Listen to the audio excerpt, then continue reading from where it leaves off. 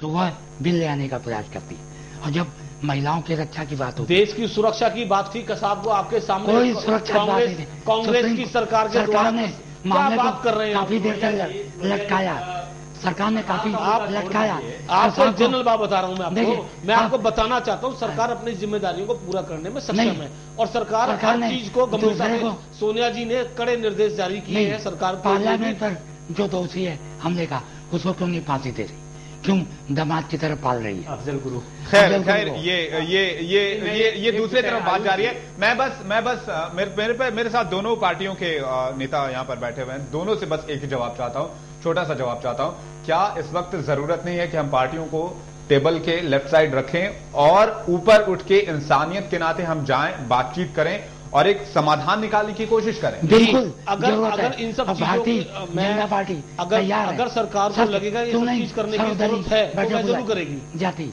विक्रम लोहिया जी, अगर सरकार की सालगिरह होती है, सरकार की वर्षगांठ होती है, तो एक डिनर बुलाया जाता है जिसमें सभी पार्टियों को, यूपीए के गठबंधित सभी पार्टियों को बुलाया जाता है।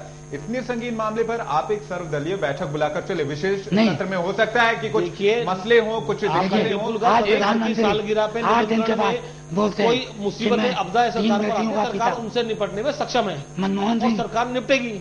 मनमोहन सिंह तो गूंगे बने हुए हैं और उपराज्यपाल जो एक हफ्ते बाद आते हैं, कहते हैं एक घंटे में प्रेस कॉन्फ्रेंस करके। उपराज्यपाल की बात चलिए तो देख लेते हैं तेजिंदर खन्ना ने आज क्या कुछ कहा है। आज क्या कुछ कहा है तेजिंदर खन्ना ने, और हालांकि काफी लंबे समय के बाद वो आए और सफाई पेश की और कार्रवाई जो बताई और तमाम तरह की चीजें वो बात भी बताई जिससे आने वाले समय में इस पर सुधार लाया जा सकेगा। तेजिंदर खन्ना को सुनते हैं पहले। तो हमने ये फैसला किया है कि 2 ऑफिसर जो इसमें डायरेक्टली इन्वॉल्व थे, एसीपी के लेवल के एसीपी ट्रैफिक है मोहन सिंह डाबस और ACP assistant commissioner police PCR van Yadram, इन दोनों को इमीडिएट इफेक्ट से सस्पेंशन के मैंने ऑर्डर्स किए हैं। जब भी कोई लेडी अपने किसी तरह की शिकायत देकर के पुलिस स्टेशन, हमारे 161 पुलिस स्टेशन फील्ड के हैं, कभी भी वो जाए तो ये अनिवार्य होगा कि वहां पे जो ड्यूटी ऑफिसर है उसी वक्त उन्हीं शब्दों में उसका कंप्लेंट दर्ज करे और उसके बाद उसकी अगली जो भी तफ्तीशी कार्रवाई है उसको करे। दिया गया है। तेजिंदर खन्ना उपराज्यपाल हैं दिल्ली के, साफ तौर पर कहा है कि 161 पुलिस स्टेशन हैं और वहां पर जब भी कोई लेडी जाएगी अपनी शिकायत को लेकर, शब्दशः मतलब कि जो वो कहेगी वो दर्ज किया जाएगा कंप्लेंट बुक में।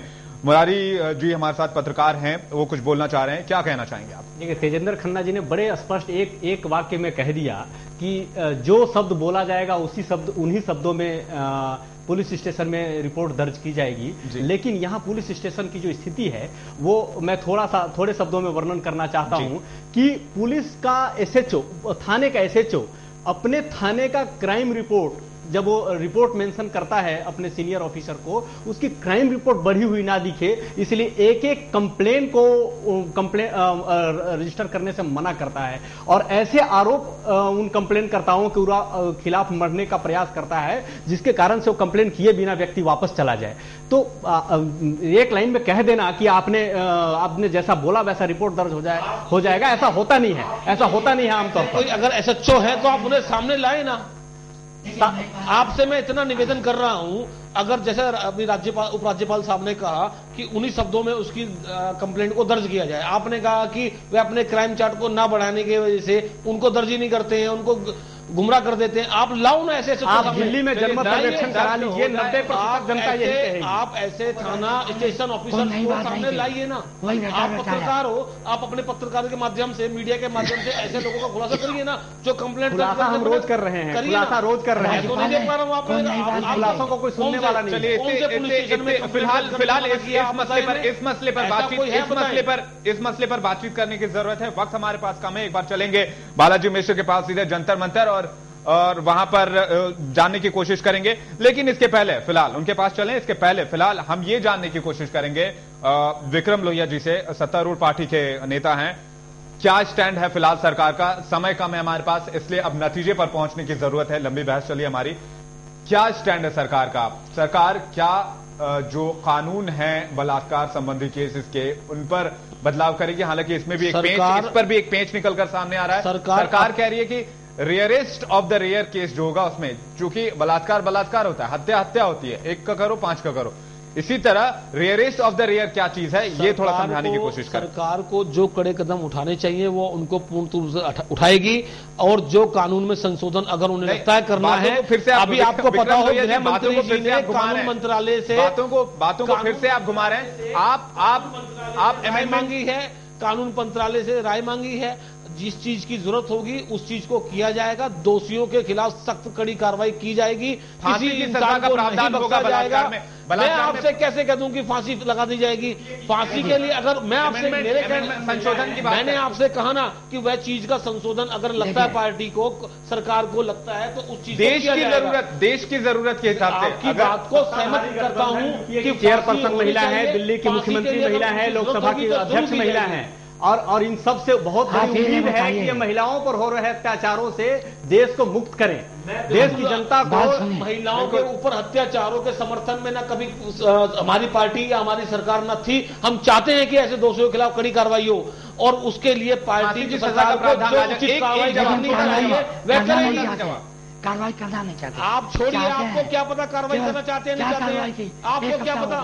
1 हफ्ता हो गया। फांसी की सजा का प्रावधान होगा या नहीं होगा, इसमें संशोधन लाए जाएंगे? बिल्कुल कानून मंत्रालय से उसकी राय मांगी गई है। आपको पता हो 2 दिन पहले कानून मंत्रालय से नजर नहीं हर चीज को कुछ भी करने की इच्छा सरकार में नजर नहीं आती। सरकार के जो यहाँ आप देखिए, यहाँ उपस्थित जो आपके यहाँ अतिथि बैठे हुए, इनको तो चाहिए कि अभी 10 मिनट में कानून बना के इनके हवाले कर दिया जाए। कानून को भी कानून के तरीके से बनाया जाता है, इनको नहीं पता है। आप देश की जनता को नहीं पता, कानून को भी कानून के तरीके से बनाया जाता है। बनिए, कोई जिम्मेवार सरकार चीजों को देखना होता है, तब जाके संशोधन होता है। जनता को न्याय दीजिए, जनता अन्याय के बाद जनता को न्याय आश्वासन की जरूरत है। फिलहाल देश की जनता को सहानुभूति की जरूरत है। सरकार नहीं चाहिए, आपके कहने से 1 मिनट में एक्शन हो जाएगा। ऑर्डिनेंस ला सकते, ऑर्डिनेंस इमीडिएट लागू हो सकता है। क्यों नहीं? चलिए एक हल की दरकार है, एक संशोधन की दरकार है। देखिए एग्जिस्टिंग लॉज को भी अगर आप ठीक से इम्प्लीमेंट कर देंगे तो अगर आप तरीके से होने देंगे तो सब होगा। आप यहाँ हाई तोबा मचाएंगे तो ऐसे नहीं होगा। चलिए जो कानून है देश में उनको भी ठीक से लागू कर दीजिए तो सब कुछ ठीक हो जाएगा। बिल्कुल ठीक है। बदलाव की जरूरत महसूस करते हैं। एक पत्रकार के तौर पर हम हमेशा ये वॉचडॉग की भूमिका निभाते हैं समाज में। पत्रकार को वॉचडॉग कहा जाता है, दरबारी कहा जाता है, कई सारी संज्ञाएं दी जाती हैं। लोकतंत्र का रक्षक भी कहा जाता है, हालांकि हम पिटते भी हैं, ये बात और है।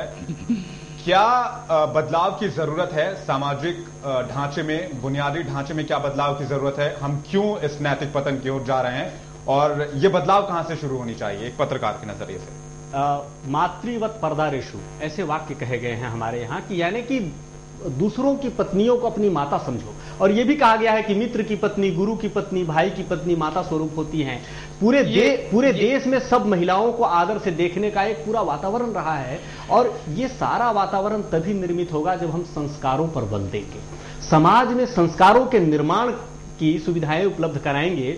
ऐसा एक वातावरण जब हम बनाएंगे, नैतिक शिक्षा को बढ़ावा देंगे, जब तक हम अपने बच्चों को यह नहीं सिखाएंगे कि महिलाओं से कैसा व्यवहार करना चाहिए, अपने क्लास में पढ़ने वाली सहपाठियों के साथ कैसा व्यवहार करना चाहिए, अपने वर्क प्लेस पर साथ में नौकरी करने वाले लोगों के साथ कैसा व्यवहार करना चाहिए, समाज में कैसा व्यवहार करना चाहिए, जब तक हम नहीं सिखाएंगे बिल्कुल तब तक ये बातें हल नहीं हो सकती। बात से बिल्कुल सहमत। मैं एक बात कहता हूं कि सरकार में जो लोग गए हैं, जो लोग विधानसभा और लोकसभा के चुनाव जीत कर गए हैं, वो लोग भी कहीं न कहीं समाज से ही उठकर गए हैं। यदि हम समाज का वातावरण ठीक करेंगे तो ही हमारे नेता भी ठीक चुन कर जाएंगे वहां, तो ही अच्छे नेतृत्व हमें मिलेगा। आपको सोच को डेवलप करना है, अपनी मानसिकता को बदलना है और उच्च स्तरीय सोच रखनी है। जी नहीं, छोटा जवाब, ठीक है। चलिए एक बुनियादी संस्कारों पर बल देने की जरूरत है। छोटा सा जवाब डॉक्टर साहब से। विनोद पांडे भाजपा से हैं, डॉक्टर विनोद पांडे। डॉक्टर साहब, आगे अगर विपक्ष इस आंदोलन को आगे बढ़ाता है और किस तरह की रणनीति रहेगी, संक्षेप में उत्तर चाहेंगे। देखिए, विपक्ष हमेशा रचनात्मक कार्यों में जा सकता है, और हम केवल विरोध की राजनीति नहीं करते। हम यह आह्वान कर रहे हैं कि सभी दल एक साथ आएं और एक ऐसा पुख्ता कानून और एक समाज में एक ऐसी व्यवस्था बनाएं जिससे आइंदा इस तरह के अपराध कभी ना हो, क्योंकि ये पूरे देश की कहीं नहीं, पूरी दुनिया में बिल्कुल देश के माथे पर कलंक है इस दुनिया में, जो कुछ भी हमारे देश में हुआ है। एक आखिरी जवाब विक्रम लोहिया जी से, कांग्रेस से हैं, सचिव हैं दिल्ली प्रदेश कांग्रेस के।